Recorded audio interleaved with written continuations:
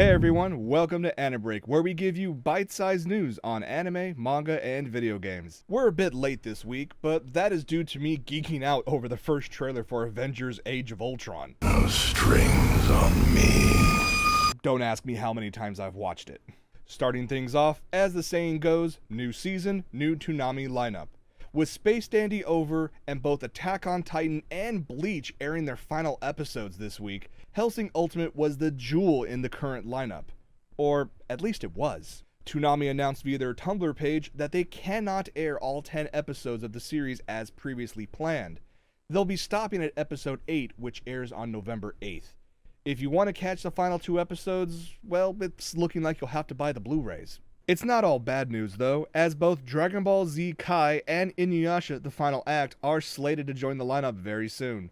Toonami stated they're shooting for a TVMA rating, so they're not expecting to have many edits before broadcast. You can check out the new lineup in our show notes. We're starting to get some details regarding the recently announced Macross project. Tentatively titled Macross Delta, this new series will scout a new singing voice to provide the vocals for a character who is listed as the new singing diva who can sway the galaxy of 2067. With this casting announcement, it looks like Macross Delta will be continuing the Macross tradition of featuring an addicting blend of catchy music and epic mech battles, which, let's be honest, is the reason why we all watch it. Take Macross Frontier for instance. Even though it was never officially released here in the States, Harmony Gold are assholes. it was extremely popular, to the point that Anime Expo hosted a concert a few years back with Megumi Nakajima, Main, and Yoko Kanno. You may remember that Megumi Nakajima won a similar audition for the role of Veronica Lee in Frontier and launched her career as a voice actress. So whoever wins this role will be thrust into the international spotlight for some time. No pressure. Speaking of music, there's an upcoming once-in-a-lifetime concert that you should not miss. If you could make it to Kansas, that is. NakaCon's winter concert on November 29th features 2 legendary composers, Final Fantasy's Nobuo Uematsu with his band Earthbound Papas, and World of Warcraft composer Jason Hayes with his band Critical Hit. While Uematsu's iconic Final Fantasy music has been played around the world as part of the Distant Worlds tour, he's rarely performed outside of Japan with his own band, the Black Mages, which plays rock versions of his Final Fantasy compositions. How cool! When he went freelance in 2010, he disbanded the Black Mages and formed Earthbound Papas, which is pretty much the same exact thing, minus the Square Enix tie-in. It's still amazing. If you've played a Blizzard game in, say, the past 10 years, you've heard Jason Hayes' music, including Warcraft 3, StarCraft 2, and of course World of Warcraft, just to name a few. His band Critical Hit performs some of the greatest hits from games like Skyrim, Halo, Metal Gear Solid, Legend of Zelda, Kingdom Hearts, and so much more. I caught Critical Hit a few months back during the Video Games Live concert in E3, and I immediately picked up their album afterwards. I'm quite sure you'll do the same. There is absolutely no doubt in my mind that this concert will be anything less than stellar. And if you can make it to the Midwest, I highly recommend grabbing a ticket. They only start at $35 and they're available right now. More information can be found at NakaCon's website.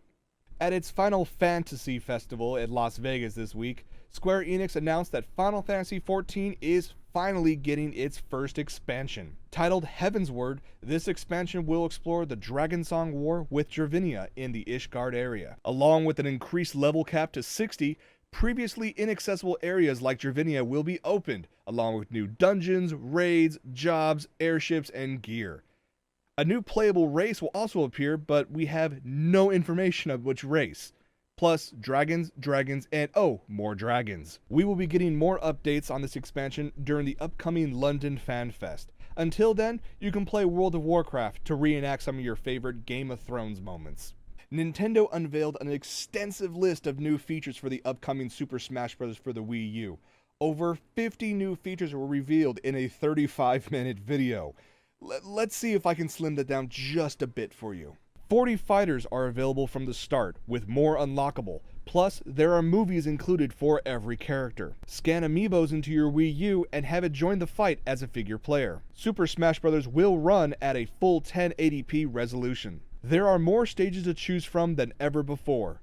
Some are huge, some have dual planes to fight on, and a Miiverse specific stage is in the works. You can also design your own stages using the gamepad. Special characters will make appearances that you can fight, KO, and maybe even assist you in battle. More battle modes are available, including Special Smash, where you can customize every aspect of the battle mechanics. There will be a Mario Party-like mode called Smash Tour, where you can collect fighters and items to use in battle, which ties into plenty of available multiplayer modes throughout the game. There will be tons of music available, and what you hear is fully customizable, from the battles to even the menu screen. Trophies, and more trophies. There's even special trophy boxes and a photo studio available to create dioramas. If you have a Nintendo controller from the past 5 years, you most likely can use it. Hell, you can even use a 3DS as a controller. You'll need all of these controllers because you can battle up to 8 players simultaneously. In case you have a crappy Wi-Fi at home and want to play online, you can pick up a LAN adapter. There will be customized tournaments up to 64 players. Voice chat will be available, but only during pre- and post-game lobbies, not during the battle for some reason. And finally, Mewtwo is on its way, available this spring, but only for those of you who are willing to pony up the cash to buy both the 3DS and the Wii U versions of the game. I think that's covered everything, but even if I didn't, there are more than enough reasons already to pick up Super Smash Bros. For the Wii U when it's released November 21st. Unless you don't have a Wii U. In that case, be a good consumer and buy one of those too.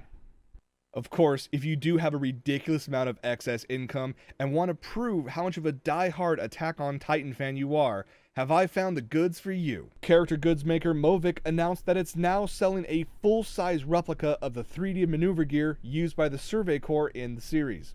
This show-accurate replica comes with everything you need, minus the ability to, use it in real life.